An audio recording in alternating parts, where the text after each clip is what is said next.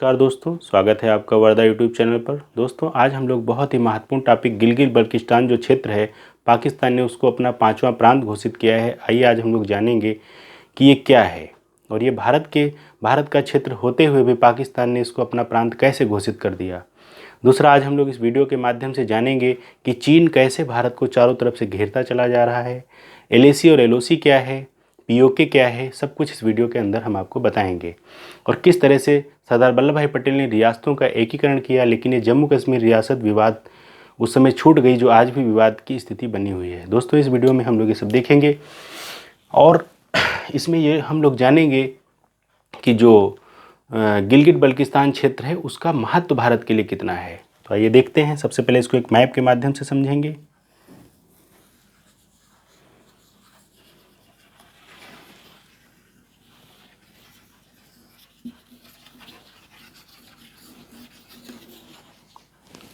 देखो दोस्तों, ये जो भारत है इसका ये हिस्सा जो ऊपर का है ये है जम्मू कश्मीर। होता क्या है, जब 565 रियासतों का विलय सरदार वल्लभ भाई पटेल के द्वारा किया गया था तो उसमें यही वो एक रियासत है जो छूट गई थी और ये आज भी विवाद की स्थिति इसमें बनी हुई है। होता क्या है कि जो राजा हरि सिंह थे यहाँ के राजा, उनको ये मौका दिया गया कि आप चाहो तो पाकिस्तान में सम्मिलित हो जाओ और चाहो तो भारत में। तो उन्होंने निर्णय लिया कि ना हम भारत में सम्मिलित होंगे ना ही पाकिस्तान में, तो इनको छूट दे दी गई।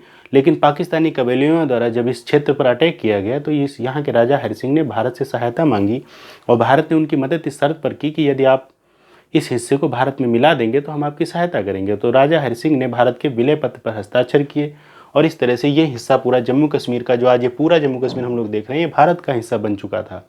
लेकिन कुछ ऐसी हरकतें हुई वहाँ पर अंग्रेज़ों द्वारा, क्योंकि उस समय अंग्रेज भी थे, 1947 की बात है ये, इस क्षेत्र में अंग्रेज थे, क्योंकि राजा हरि सिंह को संरक्षण प्रदान करने के अंग्रेज़ों की फ़ौज यहाँ पर थी। तो अंग्रेज़ों की धोखाधड़ी के कारण ये जो क्षेत्र था जो अफ़गानिस्तान से लगा हुआ है दोस्तों, यही है गिलगित बल्किस्तान क्षेत्र। ये जो है क्षेत्र उन्होंने धोखे से पाकिस्तान को दे दिया और इस पर पाकिस्तान का अधिकार हो गया।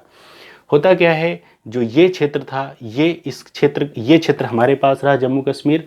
और ये जो हिस्सा है, ये हिस्सा जो है आज के समय में अक्साई चीन है, जो चीन के नियंत्रण में है। दोस्तों, हमारे पास केवल, और इधर का जो हिस्सा है ये है पीओके, और ये जो है ये हिस्सा पाकिस्तान ने चीन को दे दिया।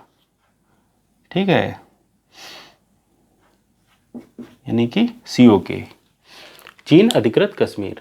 होता क्या है कि हमारे पास केवल 40%, लगभग 40 से 45% हिस्सा जम्मू कश्मीर का हमारे पास है, और वो है ये जम्मू कश्मीर, यानी कि लद्दाख और लेह। दोस्तों, होता क्या है कि राजा हरि सिंह ने इस क्षेत्र को भारत को सौंप दिया था, तो वहीं से ये पूरा भारत का हिस्सा हो जाना चाहिए था। लेकिन अंग्रेज़ों की जो चाल थी वो ऐसी थी कि जो ब्राउन था उस समय यहाँ पर अंग्रेज, उसने इस क्षेत्र को पाकिस्तान को दे दिया धोखे से, और ये क्षेत्र हमारे हाथ से निकल गया। इसीलिए ये विवाद की स्थिति बनी हुई। दूसरा, ये क्षेत्र जो पीओके है, पाक अधिकृत कश्मीर है, ये भी पाकिस्तान के पास चला गया।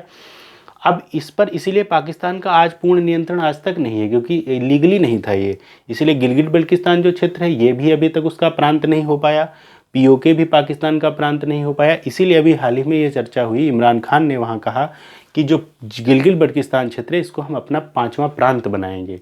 तो दोस्तों, ये उन्होंने इस तर्ज पे कहा क्योंकि जम्मू कश्मीर में धारा 370 हटाना एक ऐसा निर्णय था जो कि मील का पत्थर साबित होता है।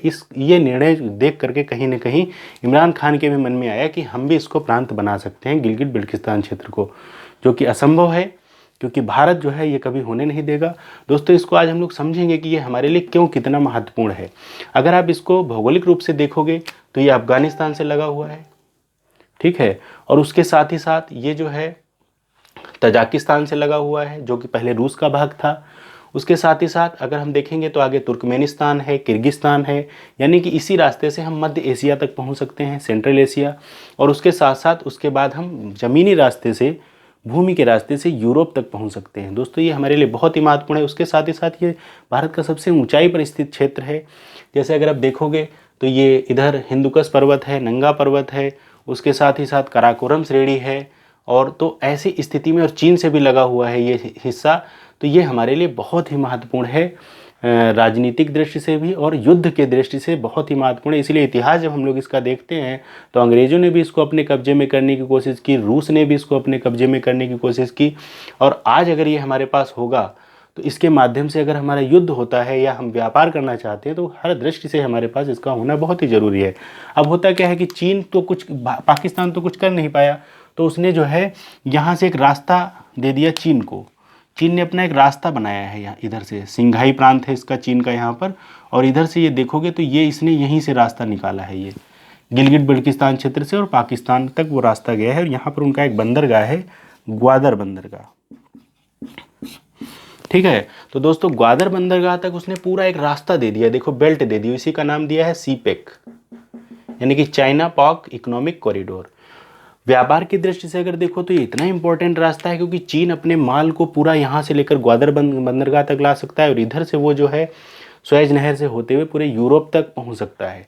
दोस्तों ये ग्वादर बंदरगाह चीन द्वारा डेवलप किया गया है और पूरा एक ये रास्ता जो है पाकिस्तान ने दिया है। पाकिस्तान अपने यहाँ रास्ता तक तो बना नहीं सकता, तो वो सोच रहा होगा इसी बहाने रास्ता बन जाएगा, भिखमंगा पाकिस्तान। तो दोस्तों होता क्या है कि यहाँ पर आप देखोगे भारत के सामने अब क्या है, जो समस्या है वो सबसे बड़ी क्या है, ये पीओके पाकिस्तान के पास है, गिलगिट बल्किस्तान क्षेत्र भी पाकिस्तान के पास है।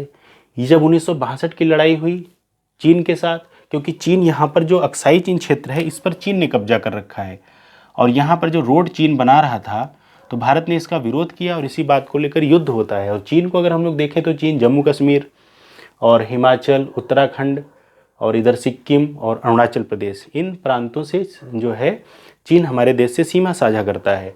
तो चीन के साथ हमारा विवाद हमेशा बना रहता है। तो होता क्या है कि चीन ऐसी कुछ हरकतें ही करता है। होता क्या है कि यहाँ पर जब वो सड़क बना रहा था तो जिसका विरोध होता है और 1962 में लड़ाई होती है और उस लड़ाई का परिणाम जो है हमारे हित में नहीं होता है, हमारे पक्ष में नहीं जाता है, और इधर जो बौखलाया हुआ पाकिस्तान था वो इस हिस्से को चीन को दे देता है दान में। तो दोस्तों इसको भी चीन ने दे दिया, ऊपर से यहाँ से सड़क भी बनवा रहा है। तो कहीं ना कहीं पाकिस्तान इस बात को जानता है कि भारत अगर चाहेगा तो इन हिस्सों को बड़ी आसानी से युद्ध के माध्यम से उससे जीत सकता है, क्योंकि 3 बार उसको हमने हराया है। दोस्तों यहाँ पर प्रश्न ये उठता है कि 3 बार जिस देश को हमने हराया तो उस दौरान हम इन क्षेत्र को तो अपने कब्जे में कर सकते थे। 1971 की लड़ाई जब बांग्लादेश बना तो सारी पाकिस्तानी सेना ने जो है समर्पण कर दिया था। दोस्तों तभी हम चाहते तो इन क्षेत्रों को अपने कब्जे में कर सकते थे। तो कहीं ना कहीं राजनीतिक इच्छा शक्ति की कमी रही। हमारे सैनिकों ने तो जो बहुत जोश से युद्ध लड़ा, लेकिन जो राजनेता थे उन्होंने उनकी ये कमी जरूर रही, नहीं तो तभी ये क्षेत्र हमारे अंडर में आ सकते थे। वर्तमान सरकार ने बहुत ही अच्छा किया, धारा 370 को हटाया। अब ये क्षेत्र कम से कम हमारे नियंत्रण में है। तो अब हमारी नज़र जो है हमको दिखाई दे रहा है कि गिलगिट बल्किस्तान क्षेत्र को भी लेना है, पीओके को भी लेना है, सीओके को भी लेना है और अक्साई चीन को भी लेना है, क्योंकि हमारे पास केवल 40 से 45% ही हिस्सा है। हम कहते तो हैं दूध मांगोगे तो खीर देंगे, कश्मीर मांगोगे तो चीर देंगे। दोस्तों कहने से कुछ नहीं होता है। अगर आप ध्यान से देखो तो चारों तरफ हमारे जो है हमारी ही ज़मीन पर इन देशों ने कब्जा कर रखा है। इसका हम सबको विरोध करना चाहिए। और दोस्तों चीन को अगर देखो तो चीन तो चारों तरफ फैलता चला जा रहा है। जैसे उधर से ये बंगाल की खाड़ी से होते हुए यहाँ सब उसने अपने को डेवलप किया और ये श्रीलंका तक आकर के उसने हम्बनटोट्टा यहाँ बंदरगाह बना दिया। ये श्रीलंका जो है यहाँ पर उसने हम्बनटोट्टा बंदरगाह बना दिया। अब दोस्तों यहाँ भी उसने अपना बंदरगाह बनाया, ग्वादर बंदरगाह बनाया, चारों तरफ बेल्ट भी बनाई। उसके साथ साथ ये जो कनिष्क के समय का जो मार्ग है, रेशम मार्ग के नाम से जाना जाता है, यहाँ से उसने पूरा मध्य एशिया तक बेल्ट रोड बना डाली। तो इस तरह से दोस्तों देखो तो ये कहीं ना कहीं जो पाकिस्तान है, क्योंकि चीन यहाँ कैसे बना सकता था, भारत का हिस्सा था सीओके भी और गिलगिट बल्किस्तान क्षेत्र भी, लेकिन पाकिस्तान ने उसको ये दिया तभी तो उसने यहाँ रोड बनाई।